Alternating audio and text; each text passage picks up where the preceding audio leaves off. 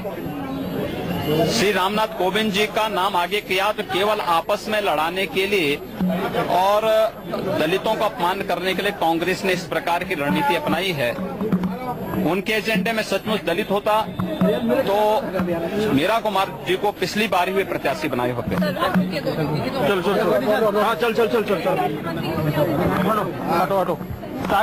Side कराओ यार।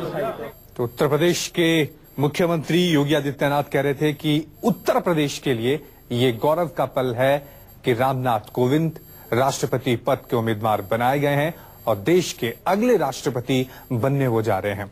इससे पहले रामनाथ कोविंद ने नामांकन आज भरा, उसके बाद प्रेस को संबोधित किया और ये कहा कि जब से मैं गवर्नर बना हूं तब से मेरा किसी राजनीतिक दल से वास्ता नहीं रहा है और संविधान के सर्वोच्च पद की गरिमा को जो है कायम करने के लिए मैं प्रयासरत रहूंगा और महान राष्ट्रपतियों की जो ये परंपरा है उसको भी आगे ले जाने की कोशिश करूंगा। आज रामनाथ कोविंद ने एनडीए के उम्मीदवार के तौर पर राष्ट्रपति पद की लिए नामांकन भरा है।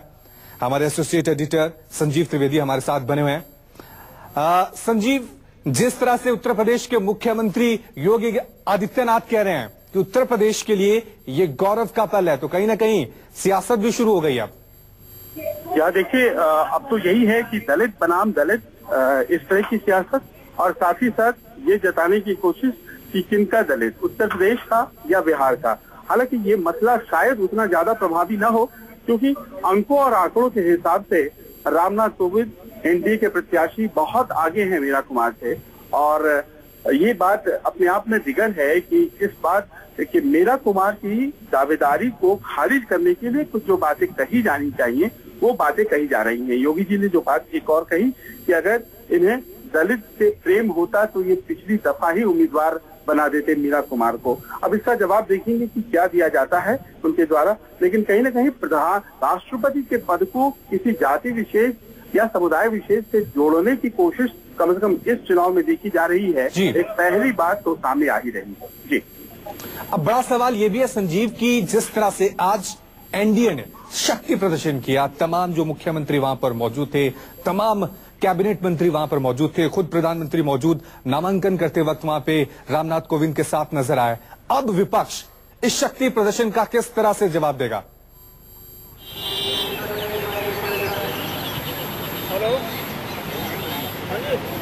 लग रहा संजीव से हमारा संपर्क टूट गया है। चलिए अब सीधा रुख करेंगे हमारे संवाददाता मनीष कुमार का। मनीष, रामनाथ कोविंद ने राष्ट्रपति पद के उम्मीदवार के लिए नामांकन दाखिल कर दिया है। शक्ति प्रदर्शन आज एनडीए ने वहां पर अपना दिखा दिया। बड़ी चुनौती विपक्ष के लिए भी होगी, किस तरह से वो वहां पर अपना शक्ति प्रदर्शन करेंगे, किस तरह से जवाब देंगे एनडीए को। मनीष, देखिए, जहां तक शक्ति प्रदर्शन की आपने बात की तो बीजेपी ने तो अपने तरफ से दिखा दिया, एनडीए ने तो अपने तरफ से दिखा दिया। जब 20 राज्यों से ज्यादा के मुख्यमंत्री और तमाम बड़े नेता बीजेपी के पितामह भी मौजूद है, जहां पे कहा जाता है कि लगातार उनके कई मुद्दों पे मतभेद रहे हैं, तो वो भी यहाँ पे मौजूद। मुरली,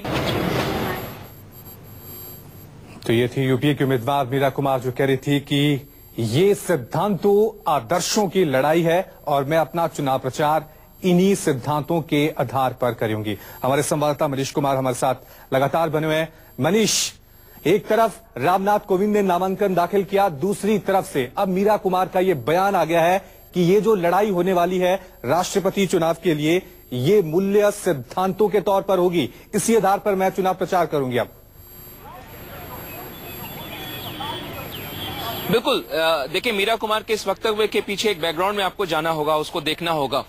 वैचारिक लड़ाई इसलिए कि कांग्रेस चाहे अगर वाम दल, तमाम जो अन्य दल थे, वाम दल से जब बीजेपी की तरफ से जो कमेटी बनाई गई थी वेंकैया नायडू की और राजनाथ सिंह की, जब उन्होंने मुलाकात किया था तो वाम दलों ने साफ तौर पर कहा था कि हमें आरएसएस बैकग्राउंड का कैंडिडेट नहीं चाहिए।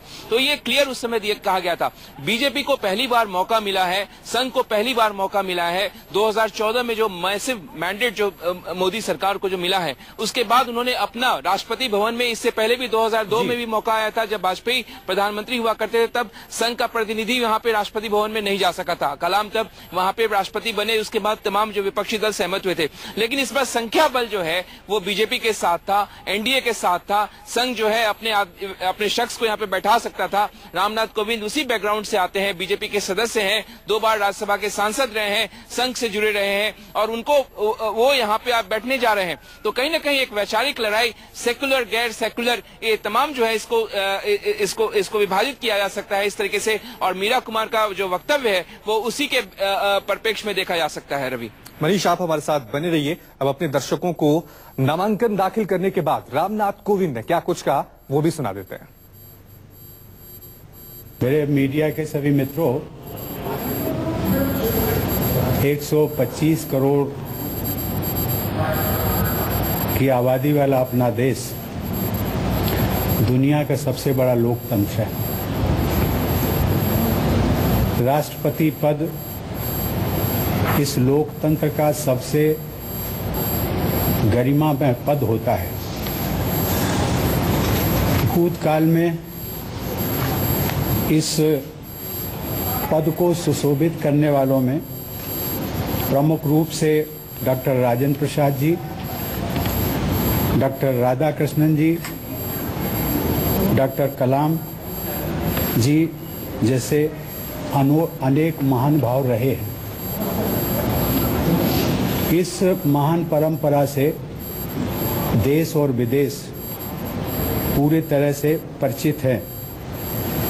हमारे देश में संविधान सर्वोपरि है और इस की सर्वोपरिता बनाए रखना हमारी जिम्मेदारी है।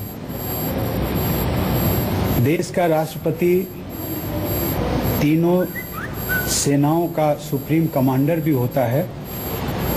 देश की सीमाओं की सुरक्षा करना भी हम सबकी प्राथमिकता होती है। मैं जब से गवर्नर बना तब से मेरा कोई राजनीतिक दल नहीं है। मेरा हमेशा प्रयास होगा और मेरी मान्यता भी है कि राष्ट्रपति का पद दलगत राजनीति से ऊपर होना चाहिए। देश को सर्वांगीण विकास, नौजवानों की आशा और आकांक्षा, आधुनिक शिक्षा को बढ़ावा मिले और मित्रों, कुछ ही वर्षों बाद हम आज़ादी के 75 साल सेलिब्रेट करने वाले हैं।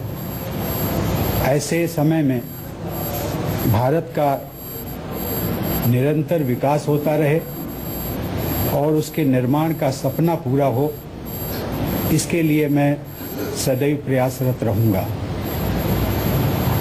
आज मैंने राष्ट्रपति पद का नामांकन प्रस्तुत किया।